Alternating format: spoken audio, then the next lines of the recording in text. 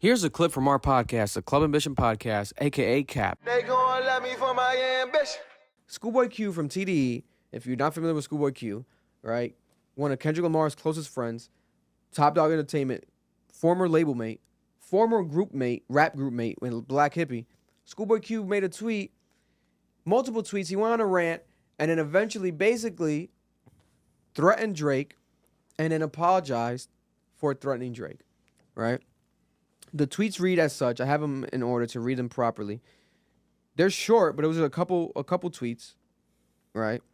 The first tweet was the main tweet. He said, "They just canceled my show in Toronto. Canadian police don't want nobody from TDE performing." Top Dog was just with Lil Wayne and Baby, which is Birdman, shaking my head. Party Next Door just had a show at the Palladium in LA, shaking my head. If we wanted to get y'all, we would have just did it, ... Now, when somebody get hurt, don't cry. Whoa, right? Then he continues and he says, actually, I get it. Never mind. This shit low-key hilarious. I don't know why they put me in that. I don't know why Kendrick Lamar put me in that fucking video. Shaking my head. He's like, because now he's guilty by association because he was in that video, right?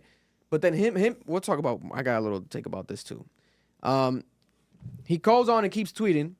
Academics said, "Send prayers and peace. Hailing. Battle was good. Time to move on." Then he quote tweets Academics. He says, "I never said I'm going to kill somebody. I'm saying if we wanted to crack it off, we could have." Shake my head. Rap and move on. Playing tough going to get somebody hurt. It's all good. I'm a soccer dad. He says, "Okay, I'm done. Till Chicago." I guess he has a Chicago concert. "I'm sorry if y'all took that as a threat and not advice. ... Then we have his manager. His manager, Keem. His manager, Keem, has a podcast also with Mac Wap. Mac Wap is a TDE affiliate. I've actually met Mac Wap in the past. Shout out to Mac Wap. He's close friends with ScHoolboy Q. But Keem is his manager. I didn't even know Keem managed him. They have a podcast on YouTube. Keem said to Academics that they were already on the plane ready to go to Canada, and they received the call that they don't want to be allowed in there. They didn't get confirmation that it had to be Drake, but they felt like Drake was involved. Now, the actual stadium that they were going to perform in, Drake is supposedly a co-owner of that stadium. The police confirmed that they did not have supposedly anything to do with it, the Canadian police. Someone just said that in the comments. They said, "Let's see if Vic admits that Drake owns the venue." Yeah, but Drake is basically the owner, co-owner of the venue, because the venue was like a concept idea in coexisting with Drake. Like, it partnered up to create that venue in Canada, which is crazy because, like, I feel like no one knew that. No one gave a fuck. But then the Drake fans and the stan culture online did their investigation and found it out. Now we know, but I guess it's always been public information. They believe that Drake still has something to do with it, right? The Drake fans were like, "Oh, you're lucky they didn't do you like Rick Ross." And then ScHoolboy Q was like, "You must not know who I am." Right? Yo, people die for less. Like ScHoolboy Q. I'm not saying I kill people. ScHoolboy Q is allegedly Hoover Crip affiliated. He always has been allegedly. That's why he capitalizes his H's and everything he spells. I think it's automatically in his fucking iPhone. He has that shit just by default. That's insane. You know? Which is dope because it's a part of his character persona. I respect it. I love it. But he's not out here banging and you know what I'm saying? But he considers himself a gangbang, not a gangbanger, my bad, a gangster rapper. He always has considered himself a gangster rapper. So he always hates when people like never put him up there with gangster rappers, the best gangster rappers of all time. He says, "I'm a gangster rapper. Like, why don't they put me in there? Like, I make gangster rap." My dad sell drugs. You know what I'm saying? Blue Lips, one of the best albums this year to come out. No. I thought you didn't like that album. It's one of the best albums to come out. No. I think it's one of his worst. But That's a testament to how bad the albums are this year. no, it's a good album. It's aged better. It's a concept album. It's aged better. But I'm not putting it top 3, top 5, maybe top 10 albums of the year, yeah. But I have a couple other ones that definitely Maybe way because better. we've only gotten like 6 albums. Yeah, this we haven't year. even gotten that much albums this year. But yeah. But ScHoolboy Q, Drake, the manager believes and confirms that he believes that they had something to do with it. But the Canadian police say they have nothing to do with it. Drake owns the venue. Drake also made a post right after this was reported, and Schoolboy Q was tweeting. And the post was him, a selfie photo, where we're wearing a free Tony Yayo shirt, right? This was after Tony Yayo went viral. The clip I posted of Tony Yayo, my clip went viral. It was from DJ Vlad, where Tony Yayo said that the Kendrick Lamar and Drake beef's not done, blah, blah, blah, and that people got to stay away from Canada.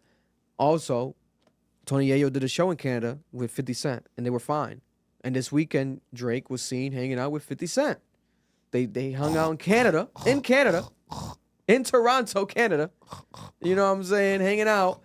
You know, Rick Ross's arch nemesis, 50 Cent.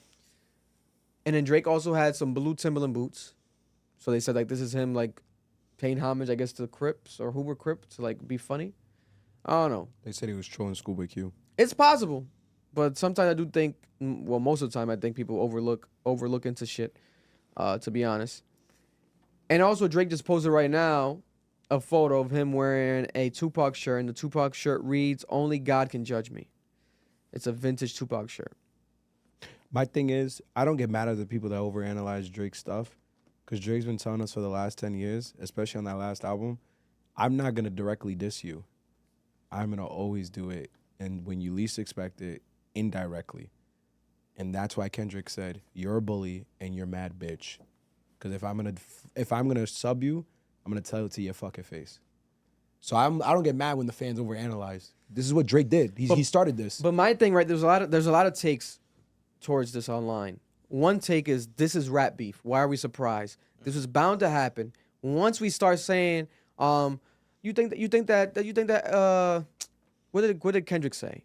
Kendrick was the first one to say something along the lines of the shows in the cities, I believe. He said, you think that this show's gonna be your last stop, nigga? What show did he say? I think he said, when you land, I'm going to extort you. My first name is Extortion. That's what he first said. Remember when he's like... Kendrick, when your plane lands, I'm going to extort... Because Drake said he's getting extorted. Kendrick's like, when your plane reaches here to Compton or L.A., you're going to find out that my middle name is Extortion. And then Kendrick also said a specific line. Chat, let us know live right now. What was it, the line that Kendrick Lamar said about Drake and his show? You think this show gonna be your last stop, nigga? It was like on Not Like Us, I think. On the Not Like Us verse. Yeah. Aside from that, Schoolboy Q's manager Keem did say that he feels like Drake was the first one to, quote unquote, do the low blow because he mentioned Kendrick Lamar's child, right? With the Dave Freeze shit, etc. Yeah, he always is the one to do it first. But I don't know, because the Like That verse was aggressive. How? Well, how is it personal in any way? They didn't mention his family. It didn't mention his family. Come on, Vic. Don't And do then But that. it still was aggressive. Don't do that, Vic. Yeah, but it was. Yeah. He didn't mention his family. There's a big He difference mentioned his between- boys, Yeah, it's a big difference his between... dogs. There's a difference between me saying... There's a kid with all these nines. He gonna see Penn Cemetery. Difference between me saying you're soft... He says he wants to meet up and fight him. No, he's saying you ain't on the shit that you jacking. And I got real guns if you want to really do this. Yeah. There's a difference between that and But that's what he said. And checking your music and checking on shit and you coming at my family. But that's personal, Vic. But I feel like Kendrick I feel like Kendrick with the Like That verse already was like on some aggressive, like, that's why people loved it, because it's so aggressive. It felt like he wanted to fight Drake. It was more the tone than it was the lyrics. The tone more than the lyrics? But he didn't like come at his family. Really. But my thing is, And like, then Drake he came did in that. and he's like, "Oh, you mentioned my seed, so you mentioned my seed, so deal with his dad." Bro. You know what I'm saying? Gotta Yeah. go back. You But said it but first. Let's bring it back to push-ups, You- though. you're You gotta bring it back to push-ups. What did he say on push-ups? Because now I'm kind of forgetting the push-ups lyrics. I haven't played that song in a while. I don't even remember how it started. He did the Whitney bar. Yeah, top like Whitney. Mentions the wife. Bro, he did this Pimp to squeak push. pipe down. Sister got you wiped down. Bitch, you got you wiped down. In the scope right now. Bro, Drake's not a victim. He's a bully. And he just got bullied better. Kendrick bullied him. I'm not saying he's a victim, but I'm just saying, like, when it comes to the chess pieces, I feel like Kendrick came so aggressive that he had not been shocked by whatever Drake was going to do next. Like, for his camp, or just say for Schoolboy Q's manager to say that Drake was the first low blow, and, like, I don't see that. I do. Because again, I don't think that, if anything, it evens out. Someone said tell Vic to come up for air and stop lying. Jesus Christ, you guys. My thing is this: the Whitney bar definitely. Drake made it personal first, bro. Yeah. With the Whitney line. Yeah. And then I think he said something on the AI one. I can't remember. It was something disrespectful.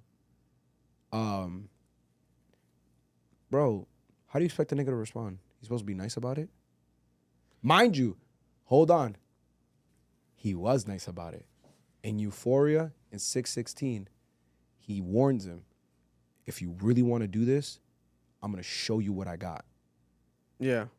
And what did he do? What did he do? He dropped Family Matters. Family Matters, he's accusing his wife of sleeping with his best friend. He's accusing this nigga of being on some bullshit, being his wife. So what does he do back? It's like Kendrick knew, bro. Kendrick knew he was going to go that route, and he just set it up perfectly, bro. There's something in me that just feels like, I don't know, like, when you know a nigga's a bitch-ass nigga, bro, you really just plan for it. You be like, I know what you about to do because you're a bitch. Because who brings up a nigga's wife and their kids? Remember, bro, Family Matters came first. Meet the Grams came second. I will say that Drake, the hypocrisy, there's hypocrisy on both sides, but the hypocrisy in the Drake side especially is because he did say, remember after the Pusha T beef, he's like, I study rap. He's like, there's certain rules, etc. Blah blah. Fuck like, off. How you gonna say that 40 went too far? Push. Pusha T went too far by mentioning 40 MS, right? You're bringing up Virginia. And then you, on your side now, you bring up this guy's wife and the family before he does. If anything, he should have matched the energy, been aggressive back, right? Because the escalation would have been less. It would have worked better for Drake that way. He wasn't really aggressive until fucking Family Matters. Yeah, and that's when Kendrick knew it was coming because he pre-recorded that song. That was already discovered. People in his camp already admitted that happened. That's why he had to meet the Grams ready to go. Because he knew he knew the route he was gonna take. At some point, you become predictable. Your antics, your behavior, niggas just know what you about to do. That's why when somebody was on the Joe Budden podcast, I forgot who it was. She's like, the reason why Kendrick won is because he played better. He had a better chess move. I think it was a female rapper. It might have been Rhapsody. I can't remember. Yeah, probably Rhapsody. And she was like, yo, that nigga. Kendrick's friend. Yeah, she was like, yo, that nigga won because he played it better at the end of the day. He based it off of Drake's moves, not the music. It was the moves. Yeah. But my thing now, Elliot Wilson did an interview. Shout out to Elliot Wilson. We're going to talk about him in a second too. But he said that the Drake beef and Kendrick beef is never going to end. It's never over. It's his for life because they had a decade plus animosity and now they've started the beef. So for it to just randomly end after 10 years of animosity doesn't make any sense. And that's a possibility, right? But where do we go from here? Right? Where do we go from here? We're like, they're talking about threatening each other, canceling each other's shows, not letting people perform in the cities. Drake eventually is going to have to do a show in California. He can't skip the whole state. No, he can't. You're going to have to do a show out there. It's the biggest state in the country. Yeah. And it's the most, like, money-wise. Kendrick and them don't have to do a show in Canada. They want to. They wanted to. Schoolboy Q wanted to. Didn't happen. Yeah. Drake's money's here. Drake's money's here. Like he has to do America shows. He can't hide in Canada forever. So how's that gonna go? Is it just gonna be back and forth like You can't beef and like, expect to be in this country. That's the problem. Mm. Cause I know what you about to just get into. You can't that can't happen. You can't do that. If Elliot is right, they're gonna keep beefing. You think he's really gonna be able to come to this country and tour, Vic? Let's be for real. They're already crashing out in Canada. You think they're not gonna crash out here? And remember at the Pusha T beef, Pusha T in the crowd, I think it was in a Canada show. Mm-hmm. The crowd was throwing water at him and trying to fight him, etc. Whatever. They're trying to do some bullshit. He didn't let it happen. But these crowds get crazy. And These people in his live chat, they might be some of them right now. It's like the fucking it's like their version of January 6th. They're waiting for that moment of like, they want to go in live and incite a riot and go through. They want that moment to defend their daddy. And there's a bunch of Daddy open Kendrick carry or their states Daddy in this Drake. country, bro. Some what? There's a bunch of open carry states in this country. Open carry. I thought you said a bunch of old bitches. Yo, That too. niggas have now there are. Yo, I need y'all to understand. That's my biggest fear is a nigga with a gun does something real fucking stupid. Man, Just I crashing hope it out. doesn't happen. I pray it doesn't. Also, now, when speaking of Kendrick and Drake, there's rumors. They gon' love me for my ambition. And that was a clip from our podcast, the Club Ambition podcast. Cap, if you're looking to watch the full episode, make sure I go check it out right now. It's available on audio and also on YouTube.